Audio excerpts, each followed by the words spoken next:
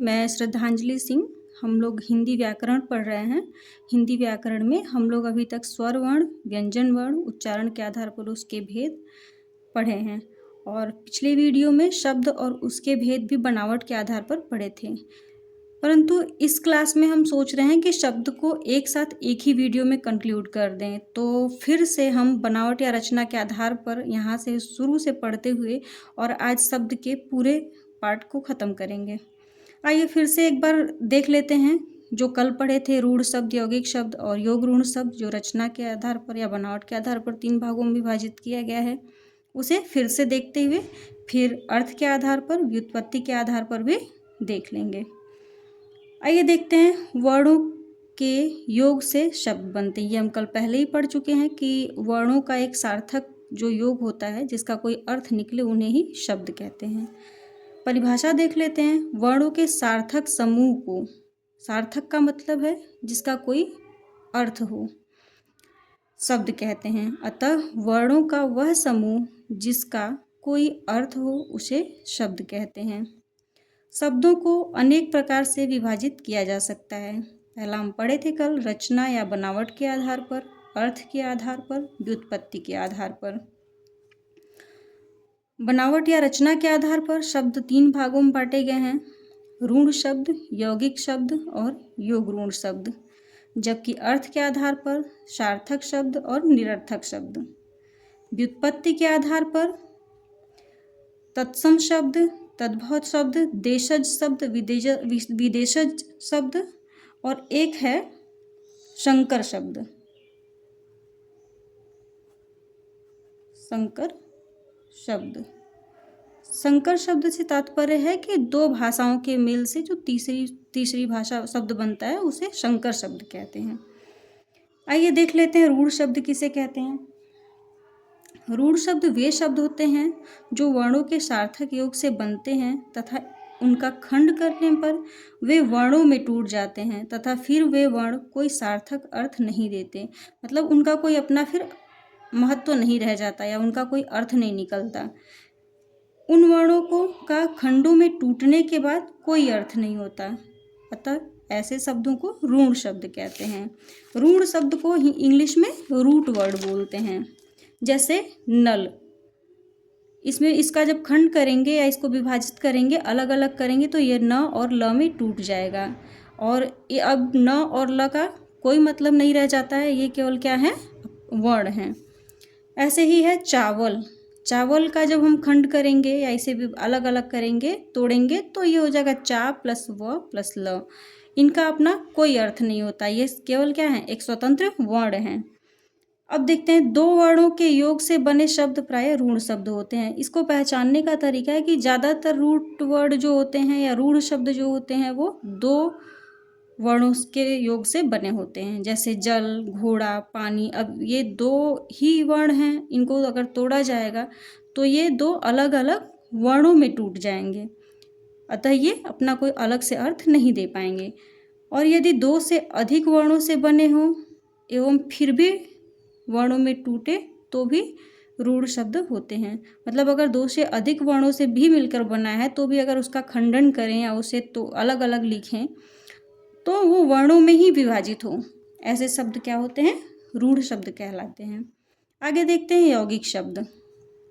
वे शब्द जो 2 शब्दों से मिलकर बने होते हैं। रूढ़ शब्द क्या था, वो 2 वर्णों से मिलकर बना था, जबकि यौगिक शब्द क्या है, 2 शब्दों से मिलकर बने होते हैं और उनका केवल एक ही अर्थ होता है। उन्हें यौगिक शब्द कहते हैं। मतलब 2 अलग अलग शब्द तो मिलके बनते हैं, लेकिन वो जब एक साथ जुड़ जाते हैं तो वो केवल एक ही अर्थ देते हैं। जब यौगिक शब्दों का खंड या विभाजन किया जाता है तो वह जिन शब्दों से मिलकर बना होता है उन शब्दों पे टूट जाता है और फिर उन शब्दों का अर्थ बना रहता है। जैसे कल हम बताए थे सब्जी मंडी।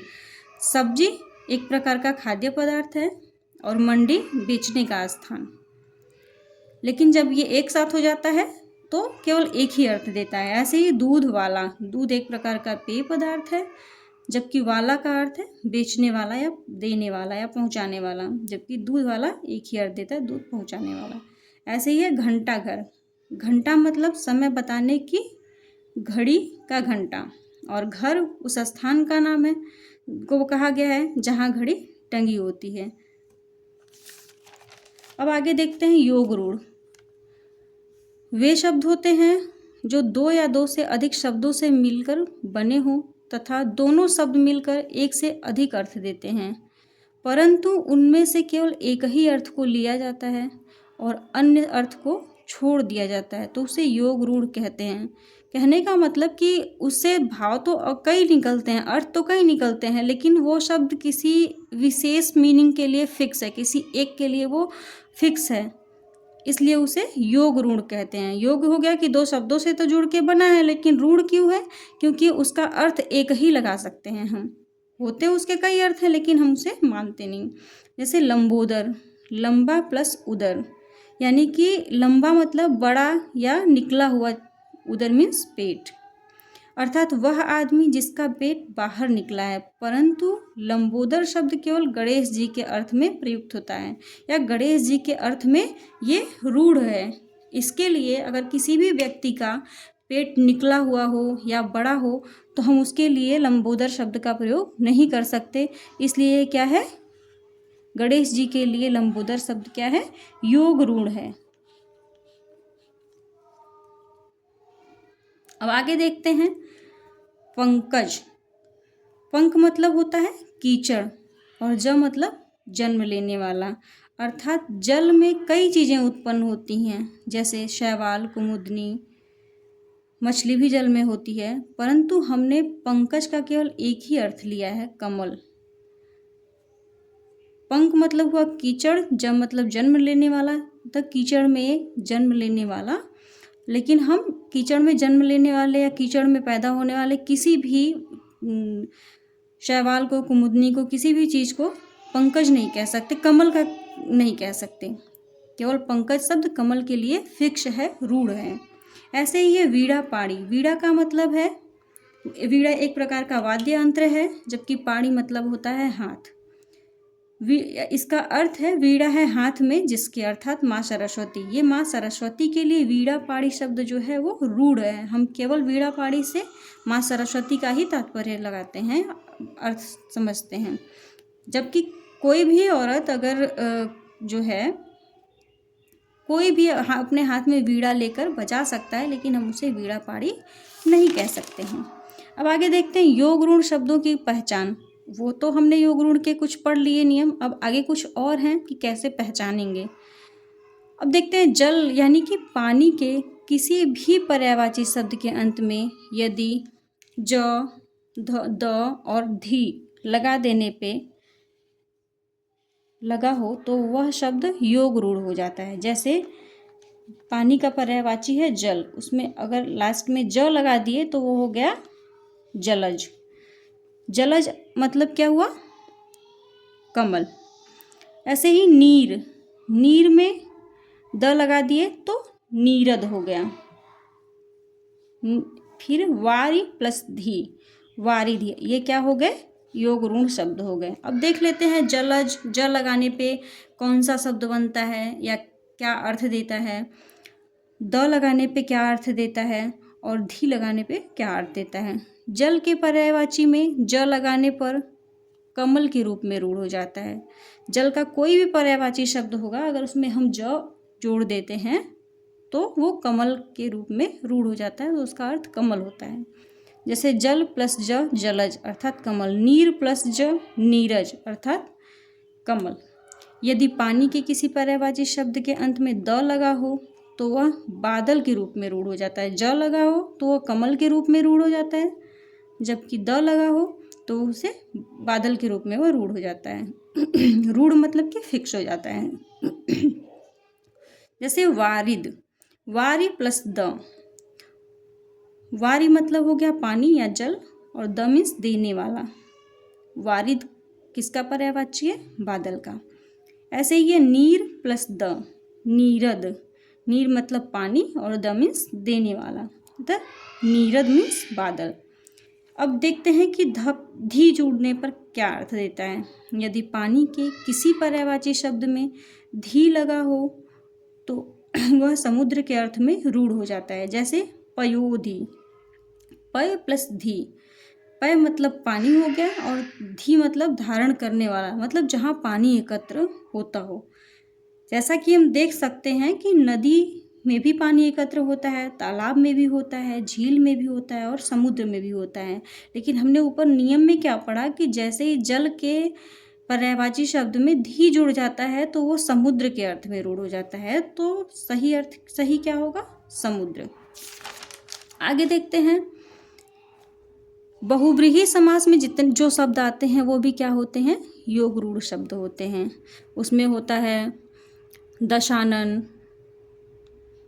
और नीलकंठ, ये सब क्या है? बहुव्रीहि समास के उदाहरण हैं। आगे हम लोग जब समास पढ़ेंगे तो वहाँ पे भी हम बताएंगे कि बहुव्रीहि समास जो शब्द होते हैं, जो बहुव्रीहि समास होते हैं, वो सभी क्या होते हैं? योग रूढ़ होते हैं, या देवी देवताओं के नाम जो होते हैं वो योग रूढ़ शब्द होते हैं। और कुछ आगे देख लेते हैं, और भी किस किस को कहते हैं योग रूढ़ शब्द? उपनाम एवं उपाधियाँ। जैसे कोई अपना उपनाम रख लेता है या कोई उपाधि किसी को दे दी जाती थी, उसे क्या कहते हैं? वो भी योग रूढ़ शब्द की श्रेणी में आते हैं। उपनाम क्या होता है देख लेते हैं। उपनाम वे नाम होते हैं जो हम स्वयं रखते हैं, अपने नाम के साथ कुछ जोड़ लेते हैं, जैसे इंदौरी, सुल्तानपुरी आदि। और उपाधि क्या होता है? जो हमें दूसरों द्वारा दी जाती है, जैसे भारतेंदु, नेताजी, सुभाष चंद्र बोस को नेताजी की उपाधि मिली थी, हरिश्चंद्र को भारतेंदु की मिली थी, गांधी जी को बापू की उपाधि मिली थी, सूरदास, गोस्वामी, तुलसीदास जी को कहा जाता है इनको, तुलसीदास जी को गोस्वामी की उपाधि मिली थी। ऐसे ही ये जो उपाधियाँ मिलती हैं वो भी क्या होती हैं? उपाधि नाम भी योग रूढ़ शब्द होते हैं। आगे देखते हैं अर्थ के आधार पर। अभी हम लोग उत्पत्ति या रचना के आधार पर पढ़े, अब पढ़ रहे हैं अर्थ के आधार पर शब्दों के भेद। अर्थ के आधार पर शब्द मुख्यतः दो प्रकार के होते हैं, सार्थक शब्द और निरर्थक शब्द। देखते हैं सार्थक का क्या मतलब होता है। सार्थक हमें शब्द से ही पता चलता है अर्थ के साथ, स प्लस अर्थ प्लस क। स मीन्स हो गया साथ, अर्थ मतलब अर्थ या मीनिंग, और क मतलब के, यानी कि जो शब्द अर्थ देते हों, जिनका कोई अर्थ निकलता हो, उन्हें सार्थक शब्द कहते हैं। और निरर्थक क्या होता है? निर मतलब बिना या जिस कोई नहीं, और अर्थ मीन्स अर्थ ही होगा के, मतलब बिना अर्थ के जो शब्द हों, जिनका कोई अर्थ न हो, उन्हें निरर्थक शब्द कहते हैं। देख लेते हैं एक बार इसकी परिभाषा भी। वे शब्द जिसका कोई अर्थ निकलता हो सार्थक शब्द कहते हैं, जैसे कमल, पेन आदि। निरर्थक शब्द जिसका कोई अर्थ न हो, जैसे वर्णों का समूह तो है लेकिन तो इसका कोई अर्थ नहीं है, मकल, लकम, टख, इसका कोई अर्थ नहीं है, इसलिए ये क्या है? निरर्थक शब्द है। अब आइए देख लेते हैं व्युत्पत्ति के आधार पर शब्दों के भेद। व्युत्पत्ति के आधार पर शब्दों के मुख्य 5 भेद हैं। वैसे तो 4 ही रहते हैं, पढ़ते हैं लोग, लेकिन एक संकर शब्द भी आता है, उसे भी देख लेते हैं। संकर शब्द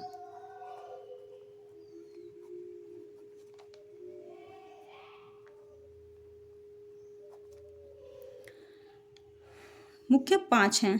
तत्सम शब्द, तद्भव, देशज, विदेशी और संकर शब्द। देखते हैं तत्सम किसे कहते हैं।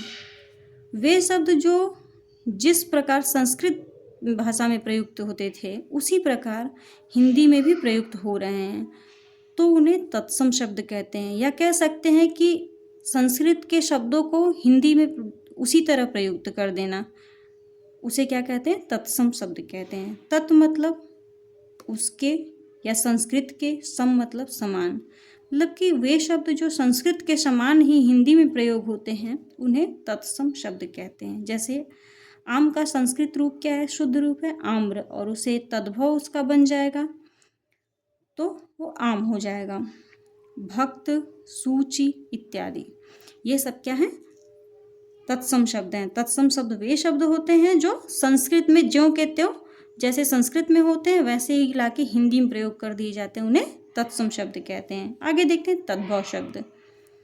तद्भव, तद मतलब उससे यानी संस्कृत से, भव मतलब उत्पन्न हुआ। अतः वे शब्द जो संस्कृत से ही हैं परंतु हिंदी में आते आते उनका रूप थोड़ा बदल जाता है, उन्हें तद्भव शब्द कहते हैं। जैसे उष्ट्र, उष्ट्र क्या है, संस्कृत का शब्द है और उसका तद्भव जो हम लोग बोलते हैं अपनी भाषा में ऊंट बोलते हैं। ऐसे ही चंचू और हम लोग क्या बोलते हैं, चोंच, ये संस्कृत से उत्पन्न शब्द है चोंच। ऐसे त्वरित शुद्ध शब्द होता है त्वरित, हम लोग क्या बोलते हैं, तुरंत, तो उसका परिवर्तित रूप है तुरंत, जिसे तद्भव, जो तद्भव शब्द की श्रेणी में आता है। ऐसे ही आम्र को आम। अब आगे देखते हैं, हम पढ़ लिए तत्सम शब्द और तद्भव शब्द। अब पढ़ते हैं देशज शब्द क्या होते हैं। देश मतलब, देशज मतलब देश का या ग्राम की भाषा, ग्रामीण भाषा। वे शब्द जिनका प्रयोग ग्रामीण लोग करते रहते हैं तथा वे शब्द साहित्यिक भाषा में भी प्रयुक्त हुए हैं, परंतु उन शब्दों की उत्पत्ति ज्ञात नहीं है। वे लगातार एक पीढ़ी से दूसरी पीढ़ी को हस्तांतरित होते रहे हैं। मतलब कुछ ऐसे शब्द हैं जो हम अपनी ग्रामीण भाषा में बोलते हैं और वो साहित्यिक भाषा में भी प्रयोग किए गए हैं, परंतु उनकी उत्पत्ति का पता नहीं है कि वो कहाँ से लिए गए हैं, कौन, लेकिन वो एक पीढ़ी से दूसरी पीढ़ी को हस्तांतरित होते रहे हैं। ऐसी भाषा शब्द को देशज शब्द कहते हैं। जैसे हो गया लोटा, जूता, कलाई, पगड़ी, खिचड़ी, डिबिया आदि। अब लोटा, जूता, कलाई, पगड़ी ये सब हम नहीं जानते कि उसकी उत्पत्ति कहाँ से हुई है, लेकिन हम अपने पूर्वजों से सुने हैं और उसको बोलते आ रहे हैं, एक पीढ़ी से दूसरी पीढ़ी को हस्तांतरित होता रहा है। देखते हैं विदेशी शब्द क्या होते हैं। वे शब्द जो शब्द दूसरे देशों से आई भाषाओं से हैं और हमारी हिंदी में घुल मिल गए हैं, अर्थात हम कह सकते हैं कि दूसरी भाषा के शब्द हैं लेकिन हिंदी में हम उनका प्रयोग करते हैं। आज के समय में इनकी संख्या इतनी है कि यदि इनको निकाल दें तो हमारी भाषा कमज़ोर पड़ जाएगी। अतः हम हिंदी में कई सारी भाषाओं के शब्द का प्रयोग करते हैं। हमारी हिंदी शुद्ध हिंदी नहीं है, उसमें हम कुछ अंग्रेजी की भाषाओं को, कुछ अरबी, कुछ फ़ारसी, कुछ पुर्तगाली, कुछ चाइनीज़ भाषाओं का प्रयोग करते हैं। हमारी हिंदी में कई सारी भाषाएं मिली हुई हैं। तो कहने का मतलब अगर उन सारी भाषाओं को निकाल दिया जाए हिंदी से तो हमारी भाषा को बोलना थोड़ा सा समस्यास्पद हो जाएगा, यानी कमज़ोर पड़ जाएगी हमारी भाषा। जैसे देख लेते हैं रिक्शा। रिक्शा जो है वो जापानी भाषा का शब्द है। अब आगे देखते हैं अरबी भाषा के कौन कौन से शब्द हैं जो हम लोग आमतौर पे हिंदी में प्रयोग करते हैं। औलाद हो गया, कब्र हो गया, कातिल हो गया। ऐसे ही अंग्रेजी भाषा का शब्द है डॉक्टर, हॉस्पिटल, बॉटल। पुर्तगाली भाषा के कुछ शब्द हैं अलमारी, फीता, चाबी। ऐसे ही चीन की भाषा का शब्द है चाय। तुर्की है चम्मच, कैंची, उर्दू। और फारसी है गरम, गवाह, गोश्त आदि। अब आइए देखते हैं शंकर शब्द किन्हें कहते हैं। वे शब्द जो दो भाषा के शब्दों से बने होते हैं, या वे शब्द जो दो भाषा की शब्दों से मिलके बनते हैं, उन्हें शंकर शब्द कहते हैं। जैसे रेलगाड़ी। अब रेल क्या है, अंग्रेजी शब्द है, अंग्रेजी भाषा का शब्द है, जबकि गाड़ी हिंदी भाषा का शब्द है। ये दोनों मिलके रेलगाड़ी हो गया। जिस शब्द का प्रयोग हम ट्रेन के लिए करते हैं अपनी हिंदी भाषा में, तो ये दो भाषाओं से मिलकर बना है, इसलिए हम इसे किसकी श्रेणी में रखते हैं, संकर शब्द की। ऐसे ही अजायब घर, अजायब और घर से मिलकर बना है। अब आगे हम लोग पढ़ेंगे, अभी तक हम लोग पढ़े वर्ण, स्वर वर्ण, व्यंजन वर्ण, उनके भेद, उनके उच्चारण स्थिति के आधार पर, उत्पत्ति के आधार पर, बनावट के आधार पर और प्राणवायु के आधार पर। उसमें क्या पढ़े, अल्प प्राण, महाप्राण, अघोष और सघोष व्यंजन एवं स्वर पढ़े। अब आगे हम लोग सोच रहे पढ़ेंगे संधि। आगे अगली क्लास में हम स्टार्ट करेंगे संधि। संधि किसे कहते हैं, संधि के भेद, स्वर संधि और व्यंजन संधि, ये सभी हम अगली क्लास में पढ़ेंगे। पहली क्लास में हम स्वर संधि पढ़ेंगे। ठीक है दोस्तों, धन्यवाद।